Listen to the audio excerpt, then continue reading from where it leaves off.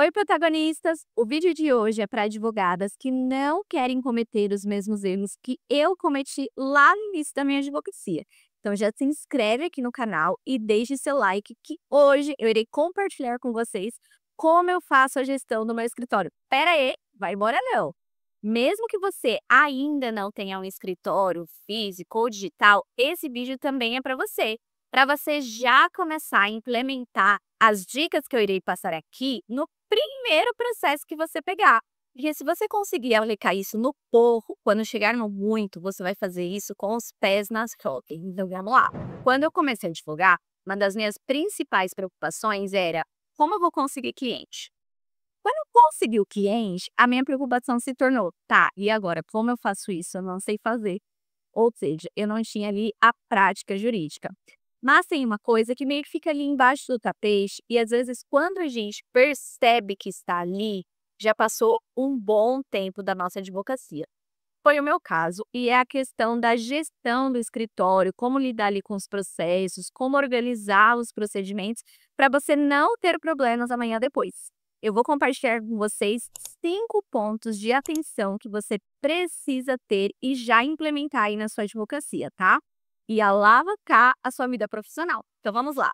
Passo número 1, controle dos seus processos. Você precisa ter devidamente centralizado e organizado todas as informações dos seus processos e do seu cliente.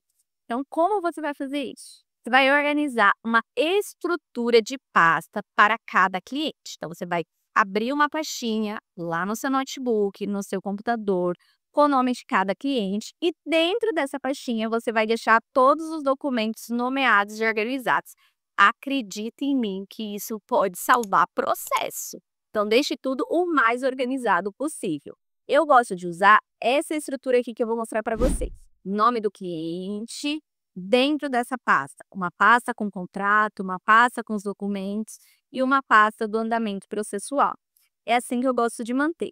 E aí é importante que, além de deixar tudo isso no seu computador ou notebook, você suba para um Drive. Eu gosto de usar tanto o Google Drive quanto o OneDrive. Por quê? Se der um pau no meu computador, se meu notebook parar de funcionar, eu vou ter esses documentos na nuvem.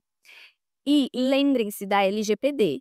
Enquanto os documentos do cliente estiverem com você, é sua responsabilidade. Então, vão manter tudo organizado, certo? E outra parte muito importante, tenha todos os seus processos centralizados em um lugar só, em um arquivo que você consiga abrir e ver todos os processos que você tem. Então, você pode fazer isso com software jurídico ou então com planilha, o básico, o arroz com feijão funciona. Faça uma planilha simples que contém informações básicas, como, por exemplo, o número do processo, o nome do cliente, qual é o último andamento daquele processo e se tem alguma tarefa para ser realizada daquele processo. Isso vai te ajudar a organizar a sua semana, organizar seus prazos e dar retornos para o cliente. Isso também é bom quando, por exemplo, um advogado te liga e fala: Ô, doutor, eu sou advogado X do processo tal. Você já vai abrir a planilha, digitar ali e achar, saber de qual processo aquele advogado está falando. Então, tenha todas essas informações centralizadas em um lugar só. Bom, esse é o passo, então, para você estruturar ali e deixar organizado os processos em si do seu cliente. Agora vamos para uma outra etapa da gestão, que é estruturar um atendimento padronizado. Como assim? Crie um roteiro de atendimento com informações essenciais para cada situação.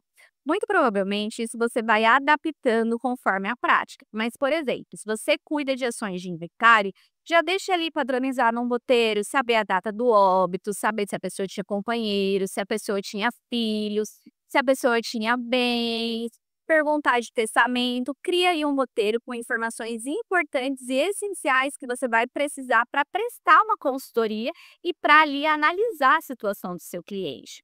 Então, crie fichinhas de atendimento.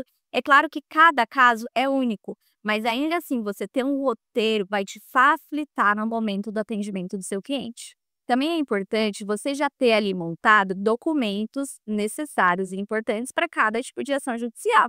Então, se você for entrar com uma ação de divórcio, é importante você já ter ali a listinha de documentos obrigatórios. RG, CPF, certidão de casamento, matrícula dos imóveis, documento dos filhos, já deixe esquematizados os documentos. Para quê? Isso evita erros, isso evita que você tenha de falar com o cliente mais de uma vez para pedir documentos. É claro que, dependendo da situação, você tenha que pedir documentos adicionais, documentos complementares, mas você já tendo ali montado os principais documentos, vai ser muito mais fácil para você gerenciar isso. O outro ponto que eu já deixo aqui no escritório é a estrutura do contrato de honorários e da procuração. Porque quando o cliente chega, basicamente da procuração eu só mudo os dados e do contrato eu só mudo os dados, valor e alguma outra informação ali que eu veja que é necessário colocar para aquele caso específico. Já vou aproveitar e dar uma dica bônus aqui sobre o contrato de honorários. Atualize-o constantemente. Nós estamos em 2025 e eu já montei uma nova estrutura de contrato de honorários para 2025 com cláusulas que não tinha no meu contrato de 2024. Por quê? Conforme você vai advogando, conforme as coisas vão avançando, conforme a sociedade vai evoluindo, é necessário colocar novas informações no contrato. Esse ano eu coloquei a informação sobre o golpe do advogado. Então, estou deixando bem reforçado e bem reiterado quais são os meus canais oficiais, quais são as formas de pagamento, para tentar manter o cliente informado sobre a existência desse golpe e para que ele não caia nesse tipo de golpe. E a última é: tenha respostas padronizadas para dúvidas frequentes de WhatsApp e e-mail. Talvez no começo, se você ainda não tem processo, você não vai conseguir montar essas perguntas padronizadas. Mas conforme você for divulgando, você vai ver que muitos atendimentos começam da mesma forma. Então, às vezes, você ter essas respostas padronizadas e realmente só fazer um Ctrl+C, Ctrl+V, funciona. Mais uma vez, repito, é claro que cada caso é um caso, mas é importante você ter isso. Uma mensagem que eu deixo sempre padronizada é sobre o relatório mensal que eu envio para os clientes do processo. Então, eu já tenho ali as informações que precisa ter e eu só vou alterando mês a mês, mas basicamente a mensagem segue o mesmo script, o mesmo roteiro. Então, agora nós fechamos essa segunda etapa que é da estrutura de atendimento. Vamos falar agora sobre a organização de prazos e agendamentos, uma parte fundamental da advocacia. Você vai lidar constantemente com prazos, com agendamentos, e você precisa ter uma forma de organizar isso. Bom, o óbvio às vezes precisa ser dito, então eu vou dizer: anote na agenda os seus prazos e os seus compromissos. Pode ser uma agenda física, pode ser uma agenda digital, não importa. O que importa é, você precisa ter isso anotado para você não perder prazo. Também é importante você ter um planejamento mensal de tarefas. Quando nós começamos a advogar, nós somos a advogada, a estagiária, o financeiro, o atendimento ao consumidor, o saque, o pós-venda, o marketing. Nós somos uma equipe. Então, é muito importante você ter esse planejamento mensal de tarefa. E mesmo depois, conforme você for tendo funcionários, for tendo parcerias que trabalhem junto com você, ter esse planejamento é essencial para você conseguir ali acompanhando o que foi feito ou não. Algo que eu estou fazendo: eu bloqueio um horário na minha agenda para análise de processo e para retorno ao cliente. Então, como eu falei para vocês, quem acompanha ao dentro, principalmente lá no Instagram, vou colocar meu arroba aqui, ó, esse é meu arroba lá no Instagram, sabe que eu mando relatório mensal para os meus clientes. Só que isso demanda um tempo, então eu tenho que deixar um dia específico e um horário específico para eu fazer isso. Outro momento que é importante bloquear minha agenda é o dia que eu vou meus prazos. Então, geralmente, toda quarta-feira eu paro para ver meus prazos processuais, para ver as publicações que saíram. E aí, nesse momento, eu também bloqueei a minha agenda para eu focar nessa análise das publicações e conseguir analisar quais são os prazos que eu tenho ou não para fazer. E aqui, por último, mas não menos importante, você precisa colocar como tarefas a serem feitas sobre sua responsabilidade coisas como marketing, networking, ir a eventos, fazer curso. Isso também é uma tarefa sua como advogada, não tem como fugir. Então, já coloca lá no seu planejamento e já reserva dias e horários para você fazer isso. Mesmo que você não queira, você vai fazer, e que a gente faz o que é preciso ser feito. E isso vai te ajudar e muito na gestão do seu escritório. Agora que nós já cobrimos esse terceiro bloco, nós vamos para o quarto bloco, que eu vejo como um dos mais importantes, que é a parte financeira.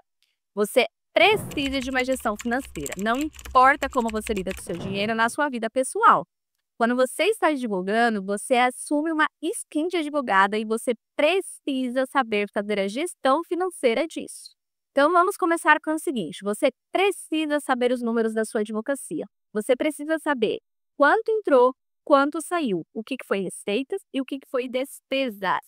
Mesmo que você use sua própria conta corrente, pessoa física, para fazer recebimentos da sua skin advogada, você precisa saber lá dos valores da sua conta que entrou, quantos são da sua advogada, quantos são seu advogada e quantos, sei lá, outras receitas. Mas você precisa saber. E precisa saber as despesas para você saber, está compensando advogar? Não tá? Eu preciso aumentar as receitas, eu preciso diminuir as despesas? Você precisa fazer esse controle. E aí entra como despesas, por exemplo, cursos, pós-graduações, tudo que você faz para melhorar a sua skin advogada vai entrar como despesa do seu escritório. Então, se liga nisso. E aí, como você faz isso? Você utiliza o software ou, mais uma vez, uma planilha, o básico, o arroz com feijão que funciona. Uma planilha simples, gente.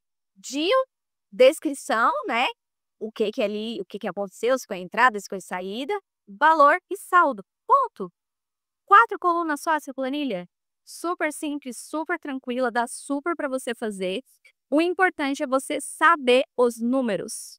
Aqui também, mais uma vez, o óbvio precisa ser dito, tenha o controle dos honorários que você tem para receber. Muitas vezes você vai fechar contratos que vai ser recebimento de forma parcelada e você precisa ali ter um controle.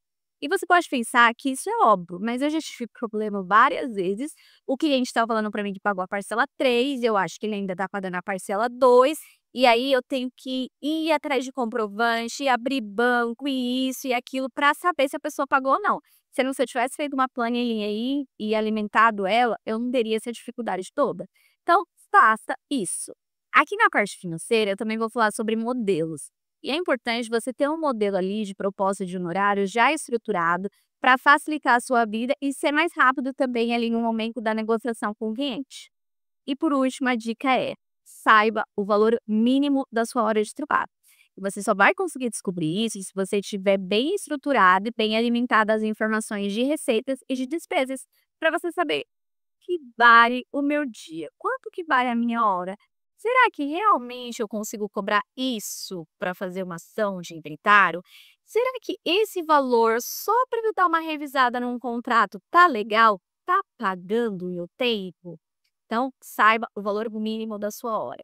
E agora que nós fechamos esse bloco de gestão financeira, nós iremos para o último bloco, que é o bloco da revisão e melhorias contínuas. No mínimo, uma vez a cada 2 meses, você tem que parar para revisar ali a sua organização e identificar pontos de melhorias. Como eu falei, você sempre vai precisar estar atualizando o modelo de contrato, de procuração nem tanto, mas às vezes também precisa roteiros de atendimento. Então, isso você vai melhorando com o tempo e sempre que possível, acontecer uma situação nova, poxa, esse devia estar no meu contrato.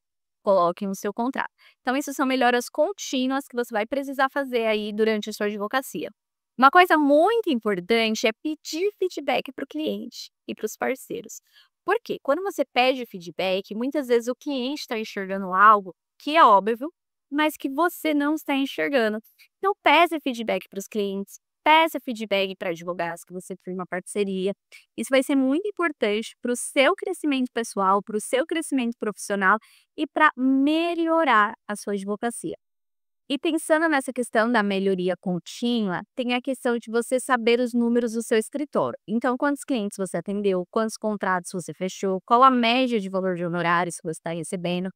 Isso é importante você ter o controle o quanto antes, porque você vai poder comparar a sua advocacia de um ano com o outro, de um semestre para o outro, e identificar, poxa, por que que esse mês eu recebi mais e nesse mesmo mês, o ano passado, eu recebi muito menos. Isso vai te ajudar a pensar estratégias para melhorar o seu negócio e para alavancar a sua carreira. Bom, pessoal, agora nós fechamos esse bloco 5 e que nós vimos no vídeo de hoje? Nós vimos como fazer, nós vimos como organizar os processos, os procedimentos da sua advocacia, iniciar 2025 com o pé direito, iniciar a sua carreira da forma mais profissional possível e alavancar a sua advocacia. Você sempre tem que pensar de forma estratégica. Você sempre tem que criar estratégias para você ir melhorando cada vez mais, para você começar a ir a patamares novos, você precisa ter tudo estruturado. E para te ajudar mais ainda, eu preparei um checklist para você verificar se você está cumprindo todos esses passos, o que que falta você implementar, o que que você pode melhorar. E para você ter acesso a esse checklist, é só você clicar no link que está aqui na descrição desse vídeo. Vou pedir para você ir mais uma vez, deixar o teu like se você ainda não deixou, me seguir lá no Instagram, o meu arroba é esse. E se você tiver alguma dúvida, você pode deixar tanto aqui nos comentários ou então lá no meu direct. É isso, pessoal. Beijo, tchau, tchau.